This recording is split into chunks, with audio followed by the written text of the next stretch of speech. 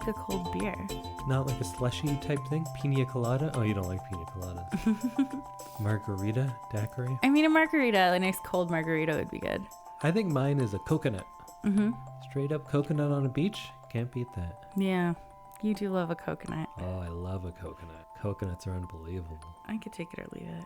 You just left it. You Yeah. left them all. There were so many. You didn't take many at all. I was leaving them for you. I don't think there was a shortage. Well, welcome everyone to a very special episode of I Love This, You Should Too. My name is Island Hoppin' Indy Randhawa, and with me, that's right, it's the number one beach baby, Samantha Randhawa. That's me. The number Beaching one it beach up. baby. Yeah, well, we're doing a travel episode.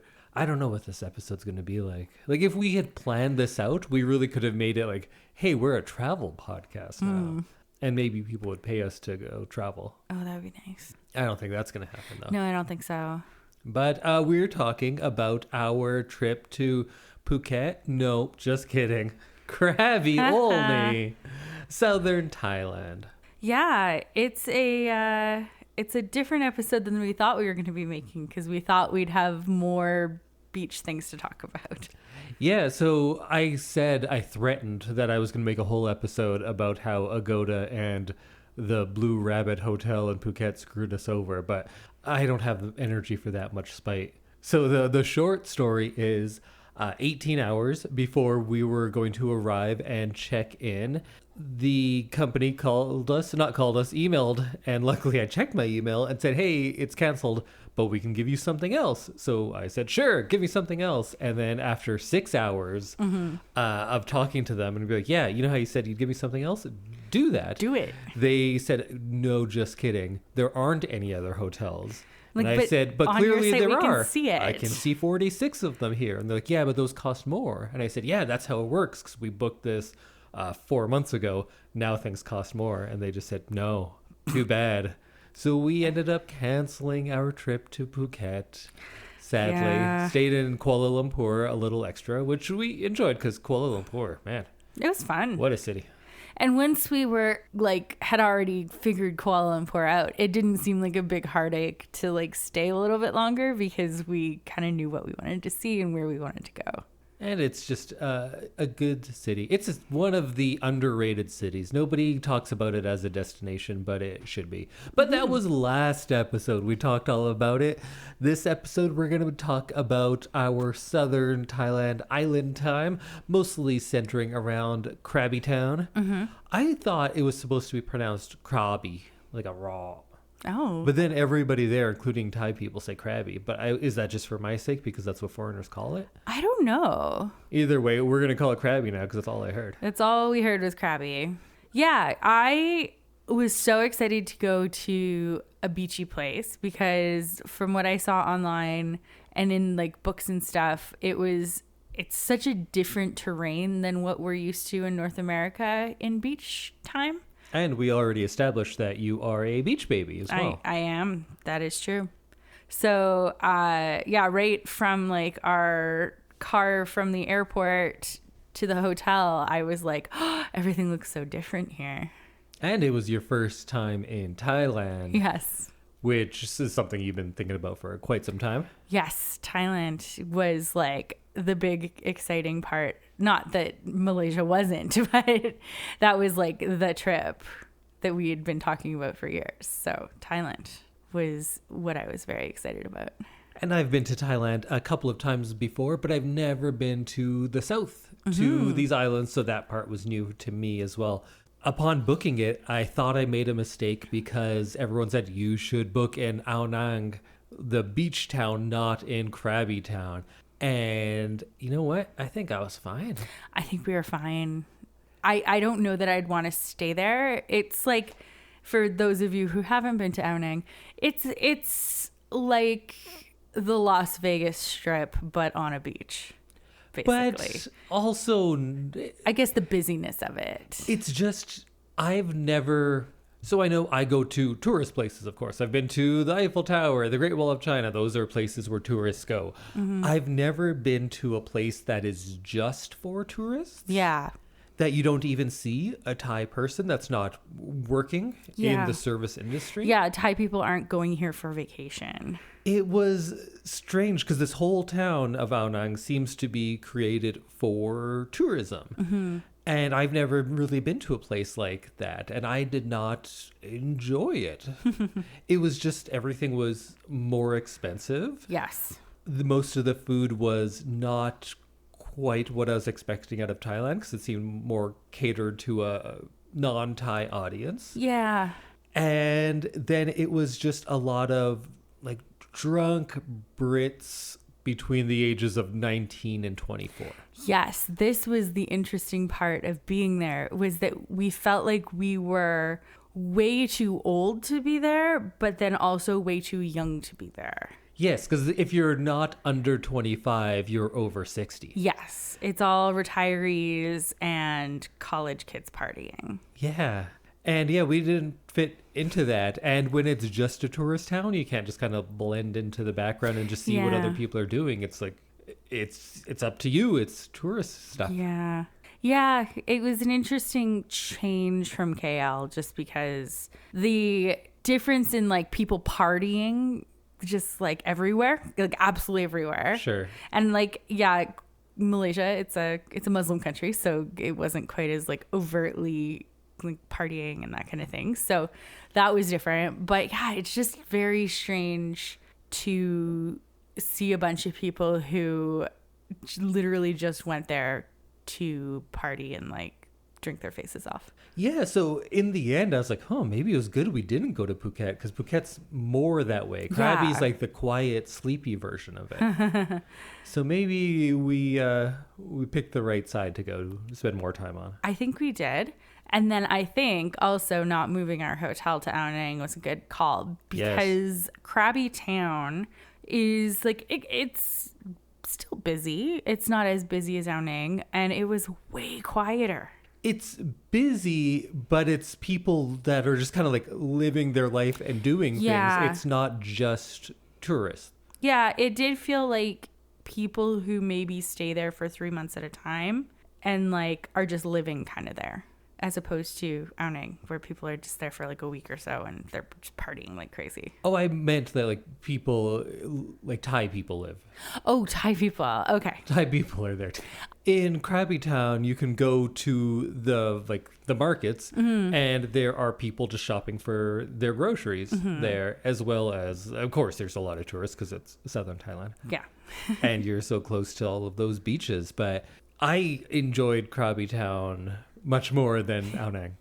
Yes, and there was still lots to do in Krabi Town, even though it was like a little quieter. And we went into Ao Nang a few times, but I'm happy we stayed out of it as much as we did. For Krabi Town, though, my favorite things were, of course, any market.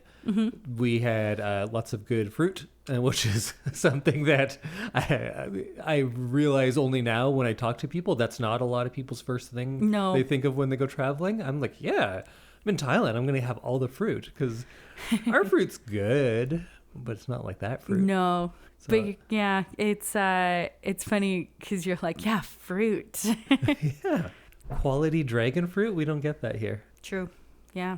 All of ours just tastes like water because they have to ship it over unripe, and then it ripens in the containers, and it's just no good. Yeah. We also went to like just a lunch counter type place where people are just having their lunch, and they were kind of confused why we would be there, but it was very cheap and very good. And they were very helpful too. Yes. Like this lady was like, okay, these are foreigners. They don't speak Thai. I'm going to like make sure that they have everything that they need and that they're like well taken care of. The service was fantastic. Yeah.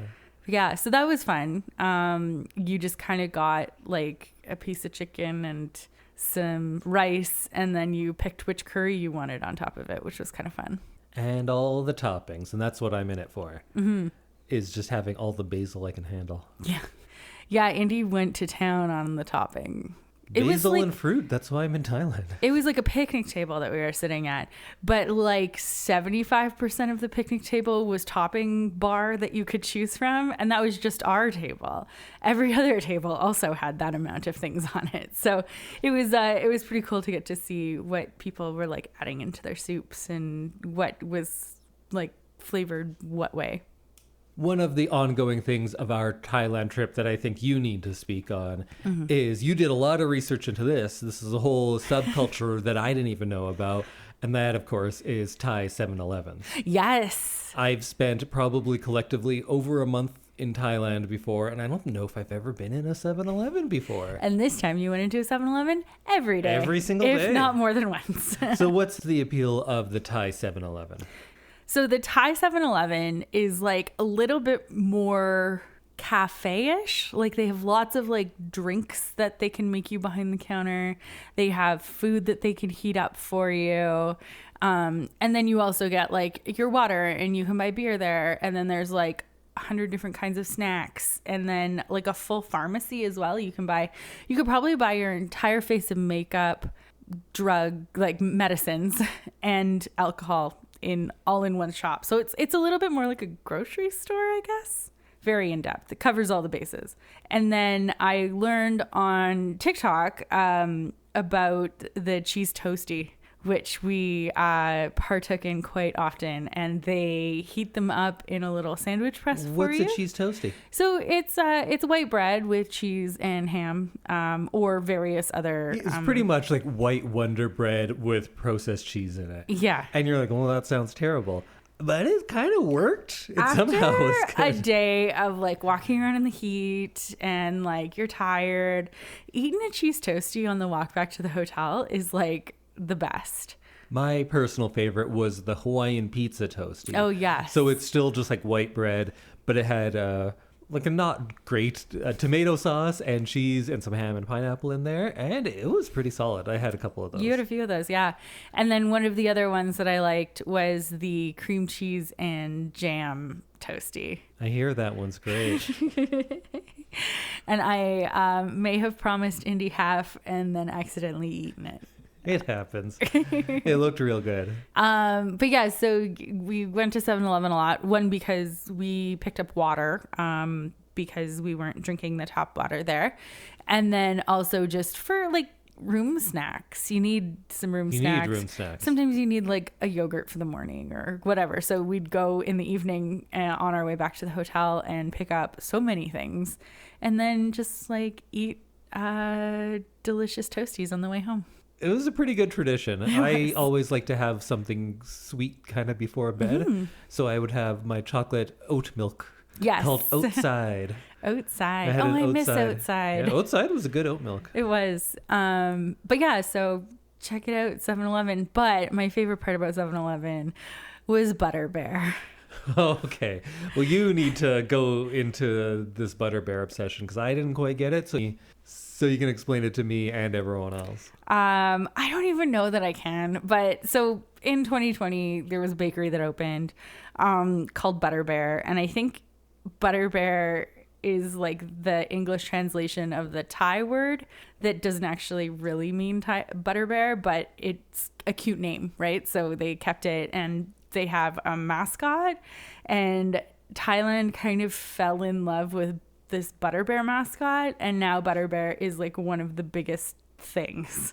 Butter Bear goes to concerts and dances. Butter Bear has like there's a Butter Bear cafe in one of the big malls in Thailand, in Bangkok, and Butter Bear is there every single day, and there's like 4-hour lineups of people waiting to like pose with Butter Bear, and like a big mascot type thing. Yeah. Okay. The Butter Bear, I'm sure I showed you videos of Butter Bear, yes.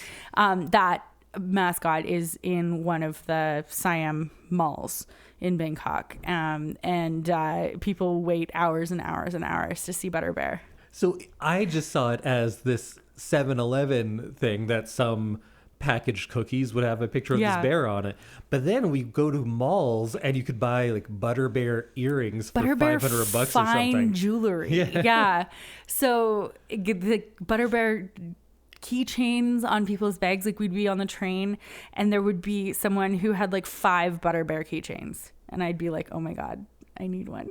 In general, Asia loves a mascot more than we do.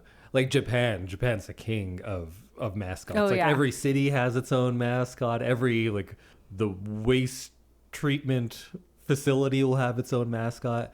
Thailand, though, there were quite a few. We'll talk more about it in the next episode on Bangkok when we go into malls and there'll just be these pop-up shops of random cartoon characters we've never heard of. Yeah. So, and the Butter Bear merch that they were selling at 7-Eleven was impossible to find. So I was a little sad about that. Yeah, you would ask sometimes with a picture and go like, where do I get this? And they'd be like, oh no, that's pre-order only. You can't just come and buy one of those. People pre-ordered this merch. Yeah. Yeah, I was shocked by that. And I also still don't really understand how people pre-ordered it, but we're gone now. So I have to let it go. You have to let Butter Bear go. I am going to make myself like a Butter Bear keychain, I think, though. Because I am crafty and I can do that. Well, let's talk a little bit about food some more. So in KL, you were eating like a pad thai every other day. So your first meal in Krabi, of course, was Pad thai. What was your food highlight just in Krabi? Oh, see, I think the pad thai was definitely... Which one? I don't know. I kind of lost track of them after a while. But I had 2 pad thais in one day on the first day we were in Krabi. And I think that was probably my best fun pad thai day. Yeah, that was good. That was like a real pad time. It really was a pad time. I enjoyed so also on our first day in Krabi, all we did was eat apparently. We went for pizza. Oh yeah. And this was the point of the trip. We just needed a place to sit down. We needed somewhere to sit down and have a beer, and they were having happy hour, I think. Yes. It was like $2 Canadian pizza or something. Like it was like really cheap pizza, and we were like, yeah, you know what, we probably need a few calories to go with this beer. So we had that, and I was like, this is so comforting and nice. There's so many Italian restaurants in Krabi though. Yeah, because it's designed for like, I don't know why you'd go to Thailand and not like Thai food, but also once you're in week 3 of a trip, I also was craving like, yeah, I could go for some pizza by now. Oh, I went McDonald's. I was like, I need a cheeseburger. Yeah, so I think the cafeteria day was really great. Yeah, I think those were my like highlights for food. What about you? Well, all of the coconuts, mango sticky rice, of course. But there was that one meal where I had a papaya salad, which sounds like, oh, that's like a real fresh, light thing. But if you haven't had it, papaya salad is actually very spicy. Oh, it was probably one of the hottest things I've ever eaten. And to go along with that, I had tom yum soup, which is very spicy as well. And she did ask me specifically, like, do you want it like less spicy? And I said, no, give me like full spicy, because I do eat a lot of hot food. And they were really hot, but I loved it. And you just sat there and watched me in shock and maybe disgust as I sweat profusely. You looked like you were melting. I was. Yeah. But I just kept eating it because like I was sweating a lot. I was but kind my of in tongue was loving awe it. Yeah. that you just kept loved it. coming back for more. I enjoy spicy food. And it was a different type of spicy food than I usually have. Yeah, I didn't enjoy the type of spicy food that it was. But Yeah. I had something else and it was very delicious. But You had a bite of each. I had a bite of each. Yeah. I tried it. And it was pretty spicy. Yeah, my motto this trip was like, just try it. Mm. Even if I was like, no, it's enough for me. I tried it. But yeah, that was on a whole other level of spice, and I could not do it. I probably should have had those as 2 separate things and not together or one after another. But you know what? No regrets. I loved it. It was very tasty. I've had that papaya salad quite a few times, and that might have been my favorite one. Oh, I liked the peanuts in it. Well, I think the main reason we were down there, of course, was for beaches and islands. So we did a few kind of organized tour things, and we went on our own a few times to beaches. But maybe we should just talk about those different beaches and islands, because that's the fun stuff. Yeah, it was pretty great. Shout out to June, who we bought our yeah. tours from, and she checked in on us and made sure that we had had fun and that we were like ready to go, and she was fantastic. So Riley Beach is probably one of the most famous ones around there, and we ended up going there twice. Once on a little tour thing, and then once we were just like, why are we jumping around to all of these? Let's just go spend the day at a beach, and spent the whole day there, and didn't regret it. No, that was a good day. The first tour that we did was 7 beaches in one day, and that was like, by beach 3 we were like, this is too many beaches, because we'd have like 30-40 minutes at each one, and you'd like get off the boat, figure out where you were, and then you'd have like 15 minutes to get back on the boat again. So it's just like, it was too much. You could like run into the water, run out, and get back on the boat basically. And so it was a little too fast, but we did get to see some really cool things. Of those, Poda Island, maybe the nicest. That was a really nice one. Gay Island, or Chicken Island, it looks like a big chicken. So that one, like, how do you not like that? I think it looks a little bit more like a turkey, but yeah. Yeah, but they didn't have turkeys. Oh, right. Yeah. I forgot you told me that.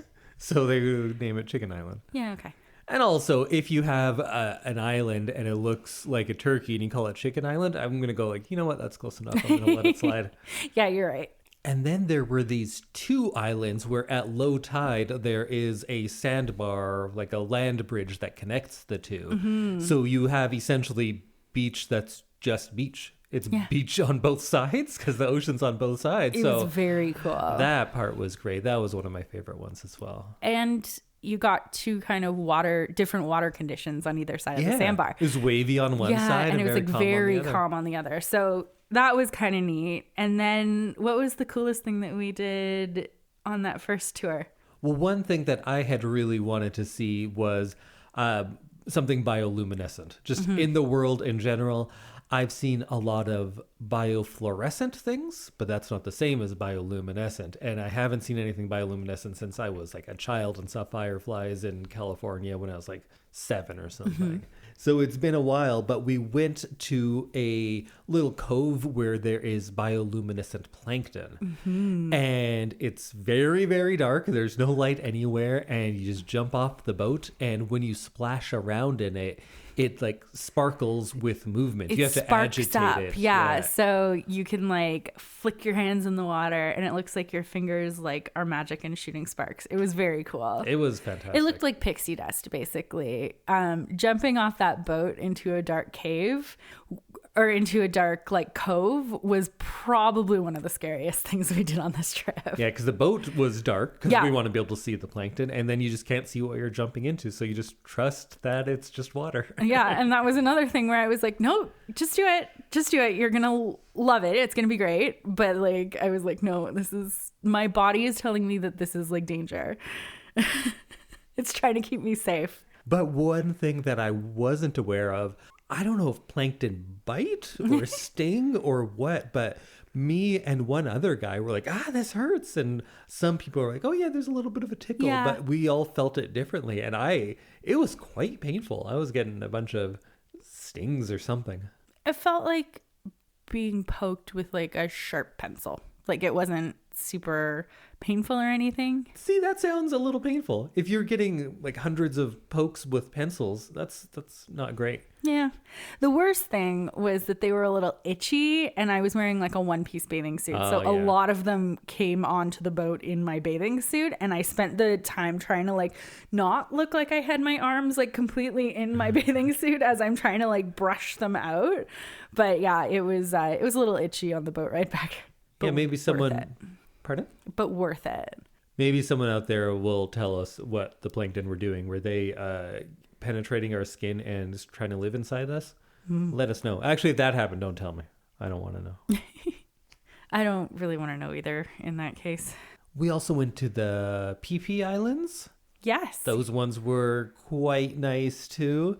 And we went and did some snorkeling at a few different places. I can't even, you know what? I don't even know where we were all those times. Some of them was great. I have the brochures in my suitcase, but they were Very cool.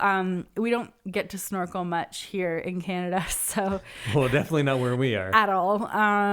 So it was like, it's always fun to just like look at fish, and I'm less scared of fish. I think this is like my third time snorkeling or third trip snorkeling, and I'm less scared of fish now. So that was nice. And I got to see some really cool reef fish, which was neat. Yeah, there were a lot of fish, and I think I got some good pictures. I had my little underwater camera. I didn't really look at them yet. I'll get around to it eventually. It was nice to see some fish, and then I love saltwater because you just float, so you just like hang out on top of the water, and you're like, hey, fish, cool. That's what I was like all day. Oh, and I guess we started talking about Riley Beach. I think that's how you say it. I think so. The one we went to a couple of times, and that one was really great because, of course, you have this long, white, sandy beach that is great, but there's also an island that you can kind of walk to just off of it, and we walked over there. In low tide, you can just walk. You don't even need to really swim. And there is a cave, and there's a bunch of monkeys in there. People are climbing on the rocks and doing like, proper rock climbing, but unless I'm harnessed up, I don't do that because I don't want to break my ankle on vacation. That seems like a terrible plan. I'm going to try and keep the like water sports to a minimum when we're in a foreign country because I don't want to have to go to the hospital. But I did meet a water monitor. Well, I kept a healthy distance away from the water monitors. I had told Samantha about these before, and she was terrified. I'd say terrified. Creeped out, terrified, yeah. Yeah. But the time I ran into one, and it was a huge one. It was a very large one. Wasn't expecting it, and I was like in grassy areas down by water, and I didn't know what it was, and it really scared me. These times, though, it was just kind of like sauntering along the beach. They're very slow, and they take their time. They're not aggressive. But people kept harassing them. And that's just a bad idea. Pet them and like don't do that. Touch them and like run at them. And I'm like, people were letting their children like run up to them like they were puppies. Yeah. And I'm like, oh, someone's gonna get bit. And then we were like, by the time we were watching this for like 20 minutes, we're like, no, like if they bite someone, it's their own fault. Yeah, they had to come. I kind of was cheering. I wanted one of the monitors to get someone. Yeah, because like I didn't do a bunch of research because I didn't really want to look at water monitors. So, but everything that I learned about them was like, don't approach them, give them like plenty of room, and they'll just like any go. Wild animal. Yeah. Don't approach it. Give it plenty of room. Yeah, true. But we are a country of people trying to like pet bears. So yeah, there's dummies everywhere. Dummies everywhere. But yeah, sitting on the beach, we had some rum and cokes that we brought with us. And we just kind of floated in the water and in the sun and hung out, and it was really nice. What was your favorite beach of the beaches? Probably our second trip to Riley. Yeah. Because we really relaxed. Like it was like actually enough time for us to like be still and like enjoy ourselves a little bit more. For a day, that was the best one. But my favorite, just the beach, was the double island. Is that Tup and Moore? Yeah, I think. Yeah. I know one of them is Tup. Yeah. But that was very cool. And we got to like walk on the sandbar and stuff. And that was like a very neat thing to see because it goes away when the tide gets higher. And because it's mostly underwater all the time, it's some of the softest sand around too. Yeah. Well, anything else on southern Thailand, kind of around Krabi? Oh, Thai massage. Oh, yeah. That's we the went other for great 2 thing that we did. massages. Yes. And talk about a Thai massage. Oh, man. I was texting the group chat of my mom and friend of the show, Kimberly. And I said, she climbed me like a jungle gym. And that is probably the best description that I can give of it. I didn't know, like we get massages here in Edmonton pretty regularly. And it's all like, you know what to expect and that kind of thing.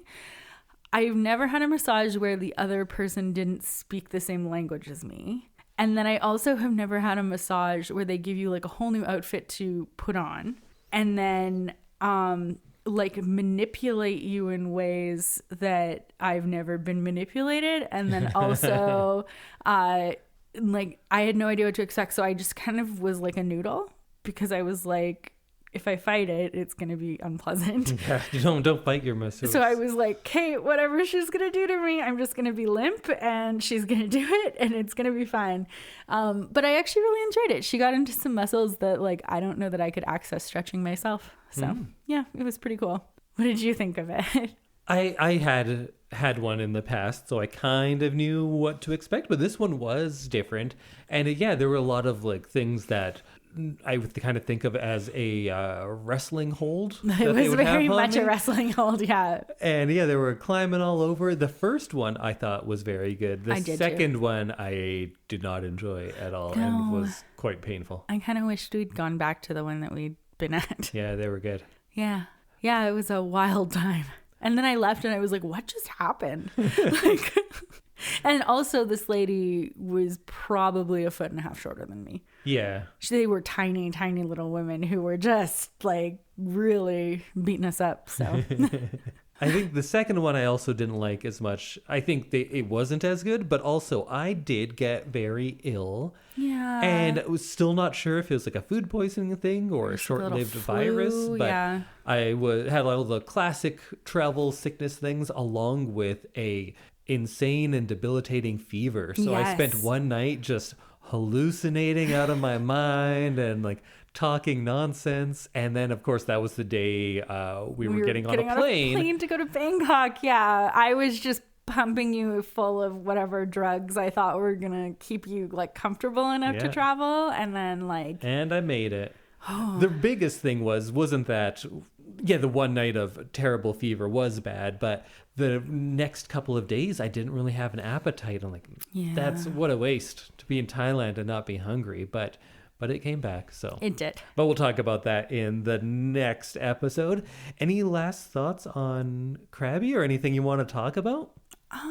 I think staying outside of the really touristy zone was a good idea. Get a Thai massage. Yeah. Eat lots of pad Thai. Go to beaches.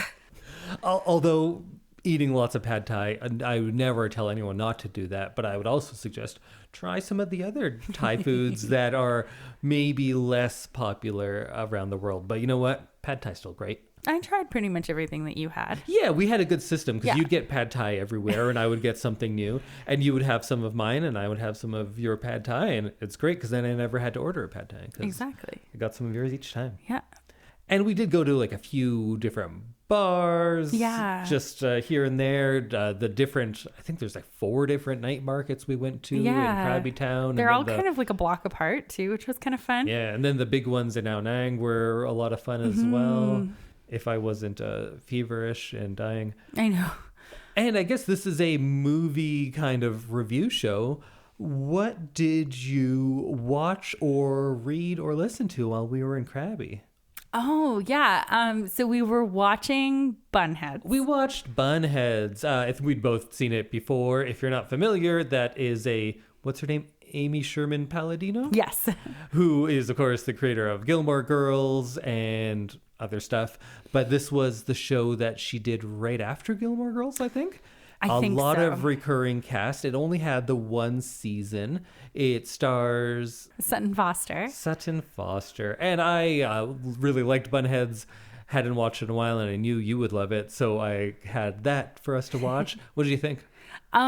It was fun, and I didn't forget, I knew, but like I really enjoyed how well she makes characters lovable. And so I was just like really happy to escape into this Californian little town with these girls who were taking ballet. I really like Bunheads. I think it's not, of course, as strong as Gilmore Girls, but Sutton Foster carries it. She's fantastic, and the show works because she does. On different planes, I watched the entire Back to the Future trilogy. Oh, yeah. I hadn't seen it since I was a kid. I know like everyone my age, like men my age, love Back to the Future.